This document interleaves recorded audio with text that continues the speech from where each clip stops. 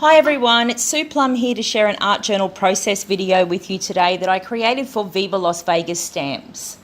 Now today I'm actually working in a brand new Jane Davenport art journal that I've had on my shelf for a while but I haven't actually touched, so it was high time that I broke the first page. So I began by creating a background using some distress oxides from Ranger. And I was actually looking for something that was pretty and whimsical and soft. So I decided to create a background that was in a colour gradient style, working with tumbled glass at the top, shaded lilac in the centre, and then spun sugar at the bottom. And I simply applied the oxides by using a foam blender. And you can see how the gradient runs from the top to the bottom of the page. Now, once I had my background in place, it was time to create a bit of a foreground at the bottom of my page. So I used some picked raspberry distress oxide and a couple of stamps from the Viva Las VegaStamps store. Now, you'll note if you've stamped with distress oxides before that they don't give you a crisp, sharp image like you would achieve with a pigment or a dye-based ink. The distress oxides give you more of a painted look, and the images look like they've been painted on, which was exactly the whimsical, ethereal style look that I was going for. So down the bottom there, I started with two different stamps. One was called Dandelion Silhouette, and the other one was called Flower Border, and they're both from plate 1437. So I stamped them across the bottom of my page to create a bit of a foreground because I needed a foreground to place my focal image in. Now my focal image was going to be a beautiful unicorn. I love this stamp. It's from plate 918 and he is a excuse me, you can hear thunder, we're getting a storm here. He is a magnificent unicorn. So I stamped him out using Mermaid Lagoon Distress Oxide. And once I had him down on the page, I used some cracked pistachio distress oxide that I just stamped onto my messy mat. And then I just used a water brush to pick up the colour and add a little bit of colour to his body. Once I had the unicorn stamped down, it was time to move to the top of my page because I needed to create a feature at the top of my page to frame in my focal image. So at the top of the page, I used the flower book plate stamp and I again used the Dandelion Silhouette stamp just to create that top edge to the page. Now, once I had the top and the bottom of my page done, I needed something to fill in the centre of my page and I was looking for some text at this point. So the first stamp that I reached for said pure imagination, because what could be more perfect for a unicorn themed page than the words pure imagination. So that was also from plate 918, which is the same plate that the unicorn stamp can be found on. And I stamped that across the page using the Mermaid Lagoon Distress Oxide. And then above and below it, I used the words dream big.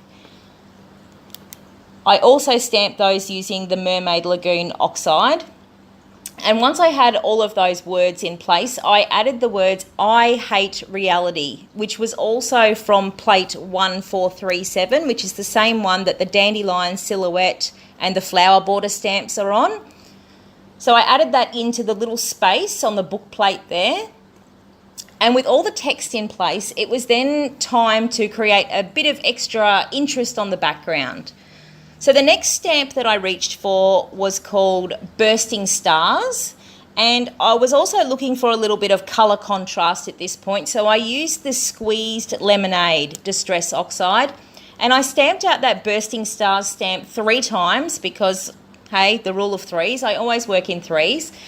And once I had those on the page, I wanted to continue the star theme. So I used the Sky of Stars background stamp along with the cracked pistachio oxide again, just so I could tie in the colour of the unicorn. And I stamped out a little bit of extra star detail on the page before deciding that I really needed to tie in the Squeezed Lemonade a little bit more. So I stamped out the Squeezed Lemonade onto my messy mat, added a little bit of water and stirred it up, and then just use a paintbrush to add some splatters across the page. Now, once I had the splatters in place, I really wanted to add a little bit of sparkle to my page. I had my unicorn coloured. I had the bursting stars in place. So I used a colour shimmer brush, a clear colour shimmer brush from Colour Blast, which just adds glitter to the page, some clear sparkly glitter without adding any extra colour. So I just added a little bit of sparkly detail over the top of those bursting star stamps, and I added a little bit of sparkling detail to the unicorn's body, because what unicorn doesn't need sparkle, right? So once I had all that sparkly goodness in place, it was time to create a bit of depth on my background. At this point, the flowers and everything looked quite flat because they were stamped in a single colour. So I reached for the Seedless Preserves Distress Oxide and just stamped a little bit on my messy mat again. And again, I used a water brush just to pick up some of the colour. And I just randomly, because you'll see with my method that there is no precise detail here, I just added a little bit of sort of shadowing to add an extra layer of colour and just give that sense of dimension to the page. So I went over the flowers at the top of the page and the bottom of the page just to give that two-tone depth. So once I'd done with that, I let it dry off a little bit, and I then needed to add some more shadowing to my page.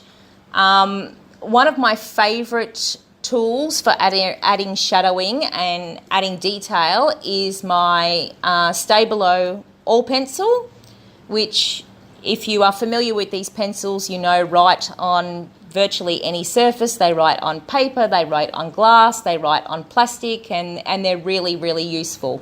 They're also water soluble. So I went in over the unicorn and I just added a little bit of detail over some of the edges of the lines. I also added a little bit of detail and shadowing over those flowers again giving it an extra layer of dimension. And then I went in with the water brush and I just softened out some of the lines and dabbed up some of the excess water with a piece of paper towel. So you can see that I did that on the unicorn and I did it on all the flowers, and after that I was pretty much done. Now, once the video is finished, I'll pop lots of close-ups there for you. If you are watching this on the blog, you will see that there is a list of all the stamps that I've used that is linked to the store.